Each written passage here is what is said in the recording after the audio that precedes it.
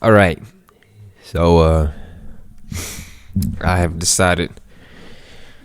This is a horrible idea, but I have decided to talk about each and every single NFL team, their offseason moves, the additions, the departures, their schedule, and we'll talk about the season for them. So it should be like 10, 15 minutes, and then that'll be it for the team. We're gonna do team by team. So I'm gonna do 32 videos. So I'm gonna record the AFC East today.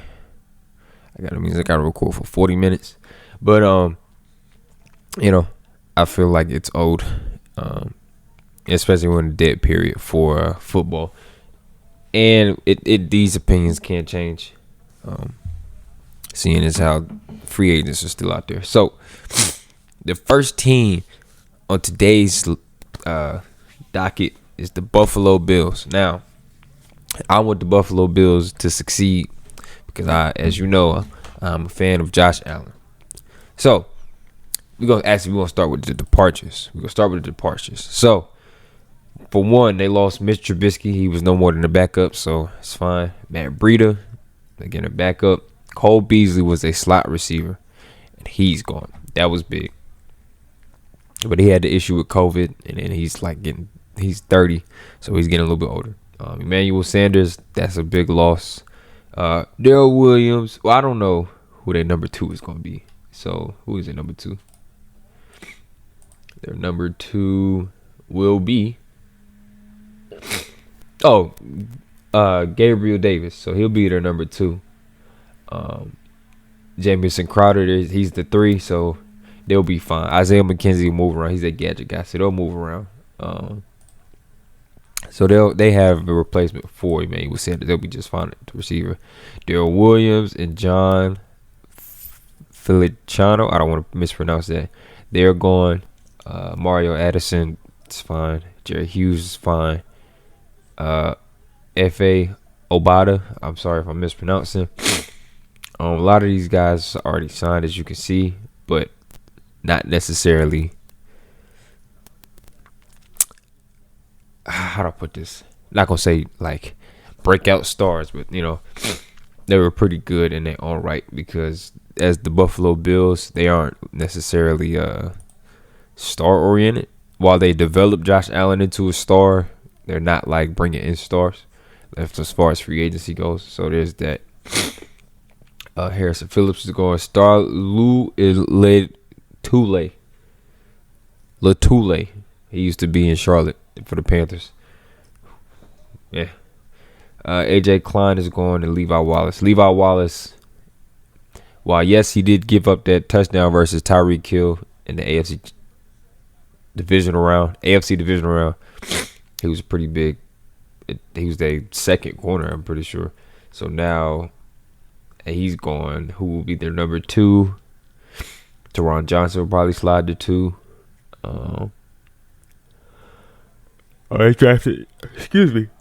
They drafted a cornerback, so we'll see. We'll see how it goes for them on the back half. But those are the losses. The biggest loss for them will be these two right here, Cole Beasley and Emmanuel Sanders. Just filling the holes for the slot, essentially the 3 or 4 receiver. So basically they're 3 and 4 receiver, because Gabriel Davis basically proved in the playoffs that he will be their number 2 receiver going forward with Stephon Diggs. So the receiver, they'll be just fine. But Trubisky going, that's not much of a loss. Breida, they drafted a running back, so it's not. I don't know how much of a loss that's going to be for them. Dalvin Cook's brother. Let's pull up their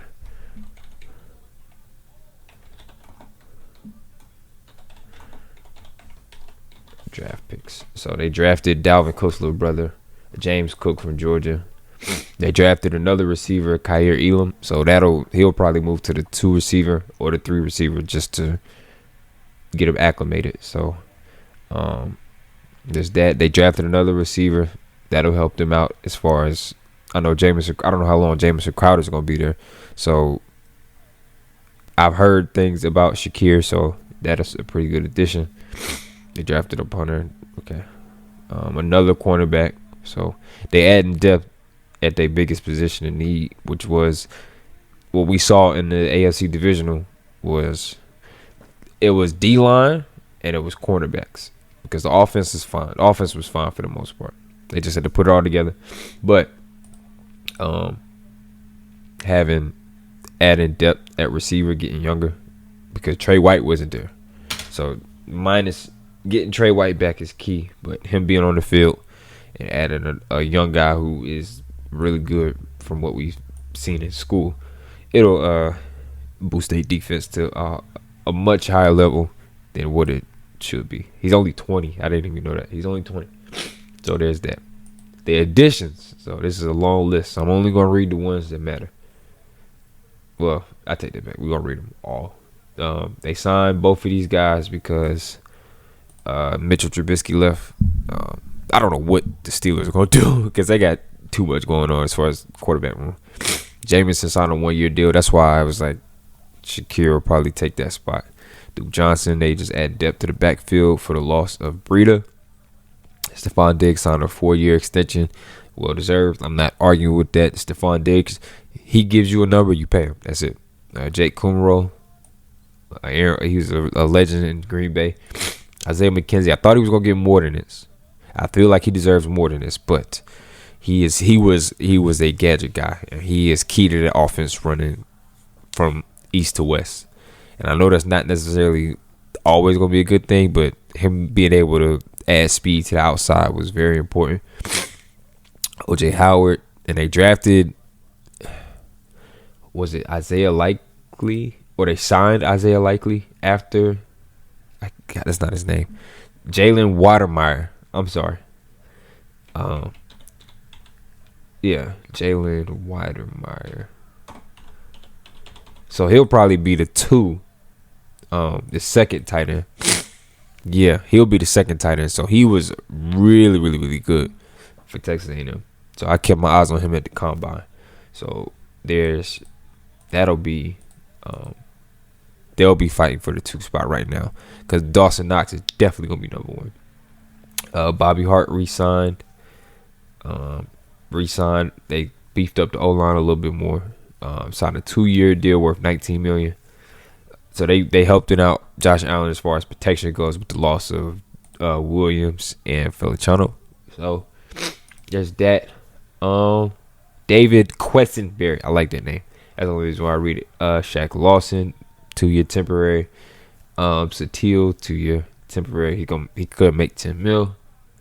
Jordan Phillips, Von Miller was the biggest signing for the Buffalo Bills. Of the offseason. So because nobody knew where he was going, the expectation and for me, the expectation I had was he was going to Dallas. See, that's how he's from Texas. So I just thought that's where he was going. I chalked it up, and that was it. And the Eagles was going to have to play them twice a year. He ended up going to Buffalo. And Buffalo adding D-line, especially on the edge, is very, very key in the AFC because you need to have pressure on the D-line to win games. And that's one of their biggest issues, I say, last 2 years, 3 years, is their lack of D-line pressure.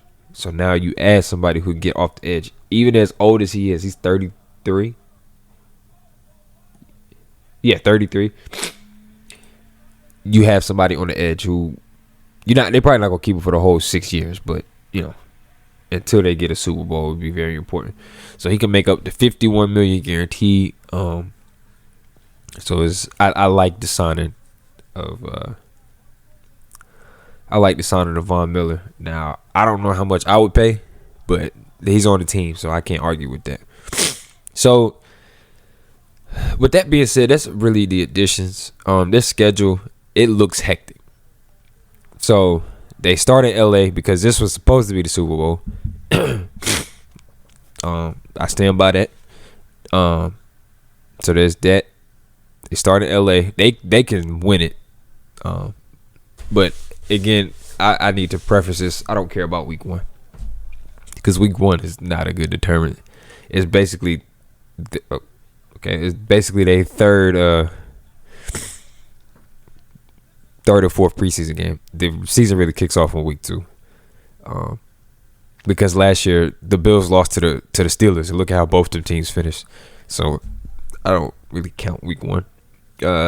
Week 1 is not a good representation of the teams because we ran the Falcons. The Eagles ran the Falcons off the field.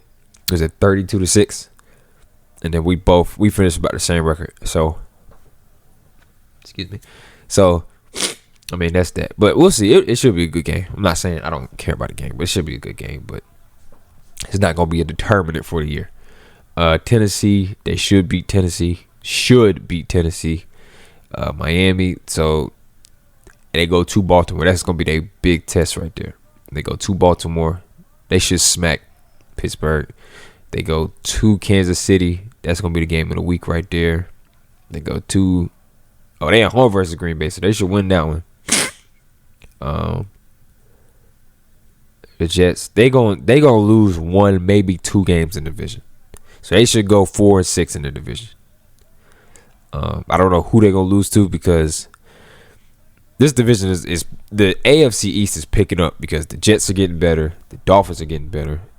The Patriots are always gonna be good, but they were kind of stagnant this year, and as far as offseason moves, but they're gonna lose 1. They're gonna lose 2 games in the division. I don't know who. I can't tell you who, but I just know it. They should smack Minnesota. They should smack Cleveland because we don't know how long Deshaun Watson is gonna be missing. They should beat Detroit. They should beat Chicago. That's a trap game right there. That's my birthday, so that's a trap game right there. They should beat Chicago. Cincinnati. I wish Cincinnati wasn't so late in the year, but that'll be a good playoff determinant game right there. So, that should help out as far as determining the playoffs go. And then they finish off the year versus New England. But I don't know if the starters are even going to play in that one, depending on how the season turns out. But how many primetime games they have? They have 1, 2. That's going to be America's game of the week. So 3, 4. Thanksgiving, 5, 6, 7. So they got 7 big time games. So I don't know. I think that I'd probably say 12-5, 13-4, somewhere around there. That's just my guess. I can't. From the Josh Allen video that I posted, there were people saying that now that Brian Daboll is gone, the offense should be a lot better. Let's see. Let's just see. Okay. Why are you talking? Okay. Let's see. Okay, I didn't ask you to speak. Totally agree. Let me see. Ken Dorsey. That's his name. I think it's Ken Dorsey.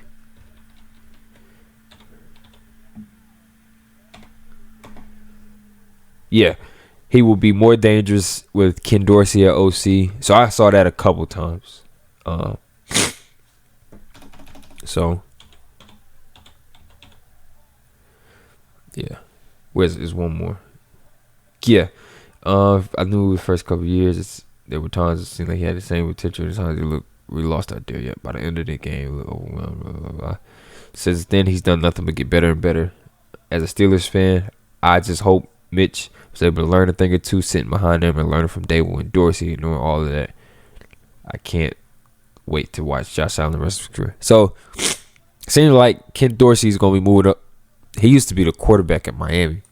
I didn't notice. I'm too young to notice. So, yeah, he was a quarterback at Miami. So, people are saying that the offense will be better. I sure hope so. But yeah, I stick with 12-5, 13-4 for the Bills. One of those, somewhere around there. They should win 10 games. Regardless, their floor should be 10 games, no matter what. Now, if injuries, because injuries is going to happen all throughout the year. I don't know who. Injuries will happen. The floor, barring injuries, should be 10 games. The floor, the minimum number of games they should win is 10. So, That's really all I got for the Buffalo Bills.